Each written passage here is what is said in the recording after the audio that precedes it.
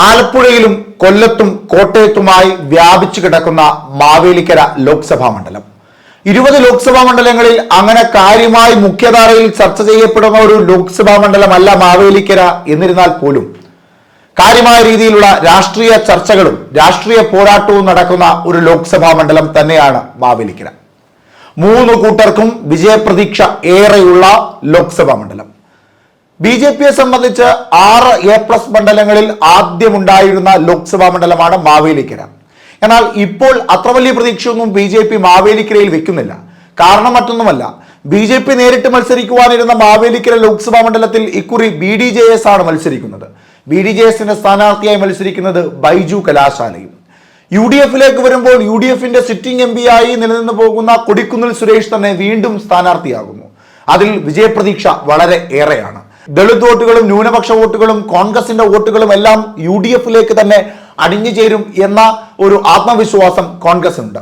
ഇടതുപക്ഷത്തേക്ക് വരുമ്പോൾ 7 നിയോജക മണ്ഡലങ്ങളും ഭരിക്കുന്നത് തങ്ങളാണ് എന്ന ആത്മവിശ്വാസത്തിന്റെ പുറത്തും യുവത്വമാണ് ഇനി നയിക്കുവാൻ പോകുന്നത് എന്ന തന്ത്രപരമായ പ്രചരണത്തിന്റെ പുറത്തും വലിയ ഒരു അട്ടിമറി വിജയത്തിന് സാധ്യതയുണ്ട് മാവേലിക്കര ലോക്സഭാ മണ്ഡലത്തിൽ എന്ന ആത്മവിശ്വാസത്തിലാണ് LDF ഉള്ളത്. മാവേലിക്കര ലോക്സഭാ മണ്ഡലത്തിൽ സാമുദായിക സംഘടനകൾ വളരെ പ്രബലമാണ്.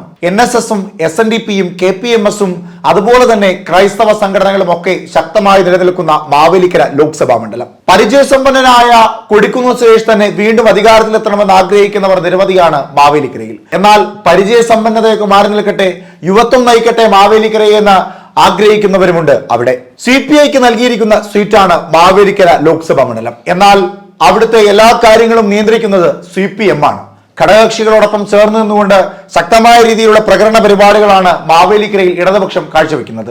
UDF സ്ഥാനാർത്ഥിയായ കൊടിക്കുന്നിൽ സുരേഷിന്റെ പരിചയസമ്പന്നത മാത്രമല്ല, കാലങ്ങളായി NSS-ഉം SNDP-യും അതുപോലെയുള്ള മറ്റ് സാമുദായിക സംഘടനകളുമായുള്ള ആത്മബന്ധം ഇക്കുറിയും വലിയ ഉപകാരപ്രദമാകും എന്ന ആത്മവിശ്വാസത്തിലാണ് UDF ഉള്ളത്. ഒപ്പം സർക്കാരിനോട് വലിയ വിരുദ്ധതയുള്ള ജനങ്ങളാണ് മാവേലിക്കരയിലുള്ളത്. പ്രത്യേകിച്ച് കർഷകരും റബ്ബർ കർഷകരും നാളികേര കർഷകരും ഒക്കെ നിരവധിയുള്ള മാവേലിക്കര ലോക്സഭാ മണ്ഡലത്തിൽ നെല്ല് സംഭരണ വിഷയവും കർഷക ആത്മഹത്യയും റബ്ബറിന്റെ താങ്ങുവില നഷ്ടപ്പെട്ടതുമെല്ലാം ചർച്ചയാകുവാൻ സാധ്യത ഏറെയാണ്.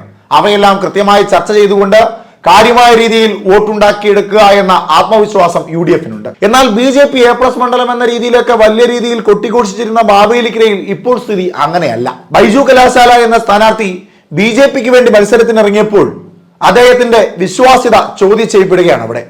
ആദ്യം UDF-ന്റെ സ്ഥാനാർത്ഥിയായി 2016-ൽ അദ്ദേഹം മത്സരിച്ചു.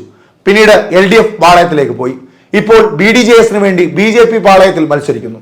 അതോടുകൂടി കൂറുമാറ്റത്തിന്റെ കേളിരവം നടത്തുന്ന BDJS-ന്റെ സ്ഥാനാർത്ഥിയായ ബൈജു കലാശാലയോടുള്ള വിശ്വാസ്യത നഷ്ടമാകുന്നു എന്നാണ് മാവേലിക്കരയിൽ നിന്ന് വ്യക്തമാകുന്നത്. അതുകൊണ്ട് BJP-ക്ക് ലഭിക്കേണ്ട വോട്ടുകൾ ആർക്കു പോകും എന്ന ചോദ്യവും വളരെ പ്രസക്തമാണ്. സാമുദായിക മതദളിത് വോട്ടുകളെല്ലാം ഏത് രീതിയിൽ പിളർന്നു പോകുമെന്നതും വലിയ ഒരു ചോദ്യചിഹ്നമാണ് അവിടെ.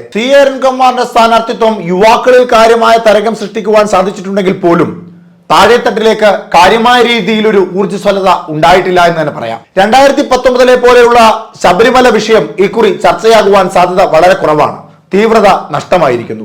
അതുകൊണ്ട് തന്നെ ഹിന്ദു വോട്ടുകളുടെ ഏകീകരണം കാര്യമായ രീതിയിൽ മാവേലിക്കരയിൽ ഉണ്ടാകുവാനുള്ള സാധ്യത വളരെ കുറവാണ്. KP ഗണേഷ് കുമാർ എന്ന പത്തനാപുരത്തെ MLA ആയ നിലവിൽ മന്ത്രിയായിരിക്കുന്ന LDF-ന്റെ മന്ത്രിയായിരിക്കുന്ന KP ഗണേഷ് കുമാറിന്റെ സാന്നിധ്യം NSS വോട്ടുകളെ LDF പാളയത്തിലേക്ക് എത്തിക്കും എന്ന ഒരു കണക്കുകൂട്ടൽ ഇടതുപക്ഷത്തിനുണ്ട്. എന്നാൽ BDJS-ന്റെ സീറ്റിൽ KPMS-ന്റെ സംസ്ഥാന ഭാരവാഹിയൊക്കെ ആയിരുന്ന ബൈജു കലാശാല സ്ഥാനാർത്ഥിയായതോടുകൂടി ഈഴവ പുലയ സമുദായത്തിൽപ്പെട്ടവരുടെ വോട്ടുകൾ തങ്ങളുടെ അക്കൗണ്ടിലേക്ക് വീഴും എന്ന ആത്മവിശ്വാസമാണ് ബൈജു കലാശാല.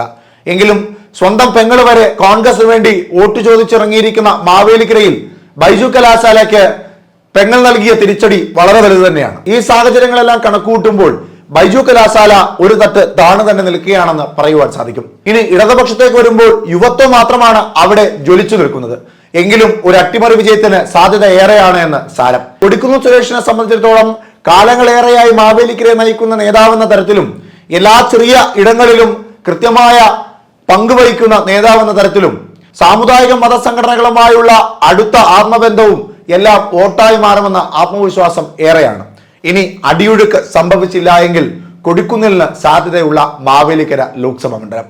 അടിയൊഴുക്കിന് സാധ്യതയുണ്ട് എന്ന് അടിവരയിട്ട് പറയുന്ന ഇടതുപക്ഷത്തിന് സാധ്യത യുവത്വത്തിലൂടെയാണ് എന്ന് വിശ്വസിക്കുന്ന LDF.